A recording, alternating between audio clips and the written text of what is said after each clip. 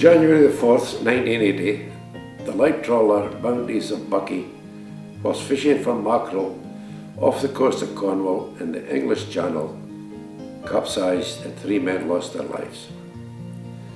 One of them was Mrs. Jean Hillier's only son, Russell, aged 25. Later that year, Mrs. Hillier met with Mrs. Loban, who had lost her husband and son on the Buckie registered boat Corinthia, and Joey Bowie, who lost her son on the Bounteous. They discussed the possibility of finding somewhere in the town that it could be used as a memorial hall, somewhere they could go to, as they had no known grave apart from the sea to pay their respects for their loved ones. They set up a petition and went round the town and local villages asking for support, and very quickly had over 1,000 signatures. They then approached George Moray, skipper of the Manor, and at that time chairman of the local branch of the Scottish Whitefish Producers Association, asking for his help. George's son-in-law, Eddie Fimster, who was skipper of the Bounteous, had also lost his life in that tragedy. George then took this up at the first board meeting of the local branch of the Whitefish Producers Association, and intimated that he intended forming a committee to help the ladies with their project. The skipper of the area, Peter Slayer, and the skipper of the International, Sandy Sutherland, volunteered to join him. The first meeting of the committee was on the 9th of January 1981, held in a room in the Buckie North Church at 7:30 p.m. Chaired by George Moray. There were 10 present and 4 others co-opted to the board. Application was made to Grampian Regional Council for use of the room currently set aside for the use of retired fishermen above the Harbour Master's office as a memorial room. At the next meeting of the committee, Mrs. Jean Hillier was appointed vice chairperson, Reverend Fred Coots, secretary, and Gordon Taylor as treasurer. Mrs. Jean Hillier would convene a fundraising committee, and an approach was to be made to Sandy Wilson, an architect, for advice on decorating the room. At that meeting, a constitution was also to be drawn up. Then on the 14th August 1981, the committee visited this hall, owned by the congregation of the South and West Church, and which was being used at the time for collecting waste paper, and the committee approved of its suitability.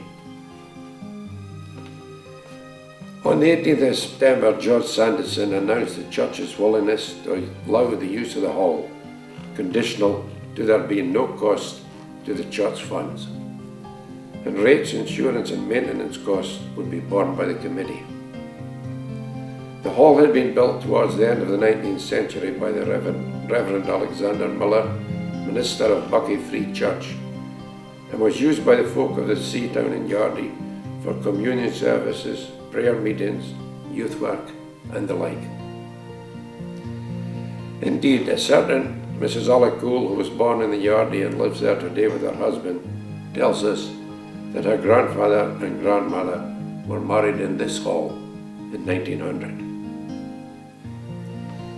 Sandy Wilson was now asked to prepare plans for the decoration, and these were accepted. He, along with George Moray, then went to Herdeman Kenzie's shipyard to talk to Johnny Mackenzie, telling Johnny about their project. Johnny agreed to what they'd asked for, and said he said he was delighted to do it, and he appointed his best joiners to go ahead and make the board that Sandy Wilson had designed. At the same time, we spoke to Sammy Cowie, who had a jeweller's business in the town,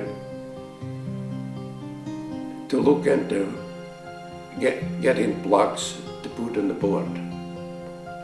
And Sandy Cowie did this.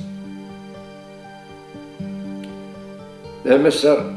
Florence, the principal arts teacher at Buckie High School, was then asked to prepare sketches for the windows. It was decided then that the description on the board would read, "In the memory of those who lost their lives at sea." Now you will notice in the board that along the top, the big plaques all stand for a fishing vessel that went down with all hands.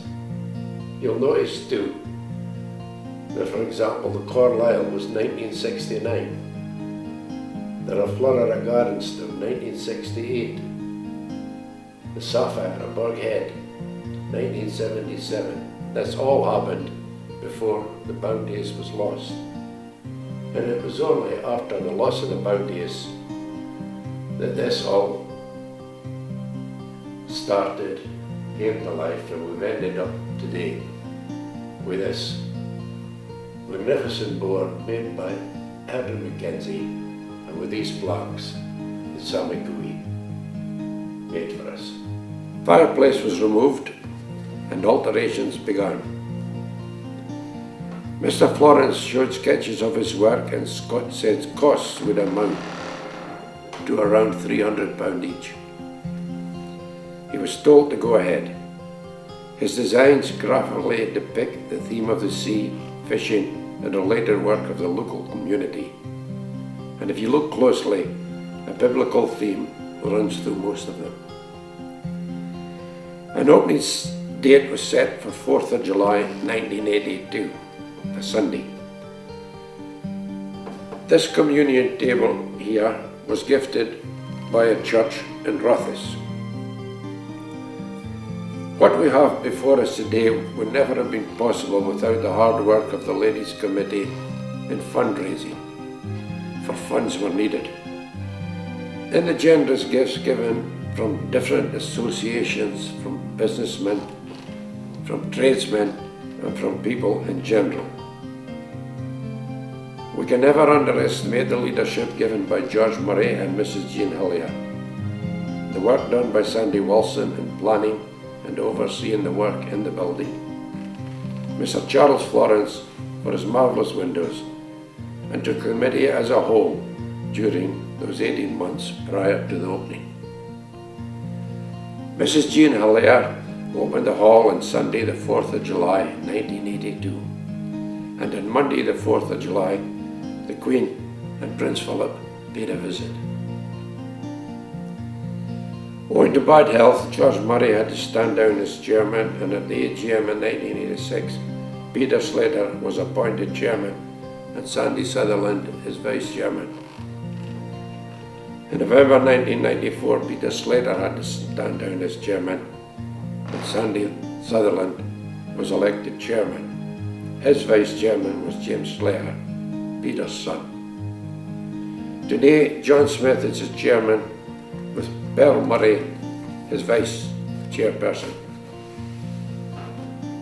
From the beginning, a decision was made that for names to put on the board it needed an next of kin's approval.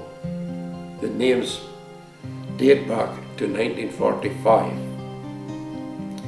Although named sometimes Buckie Seaman's Memorial, Seaman from Nairn and east to Gardenstown are included. There is a book of remembrance on the table here for those lost at sea prior to 1945. Although the boats today are much safer, nevertheless fishing is still a dangerous occupation. There are over 170 names on that board. The Memorial Hall represents the same today as it did when it was opened in July 1982. I have only mentioned a few people in this address, but others too numerous to mention played an active part in getting this building up to what it is today.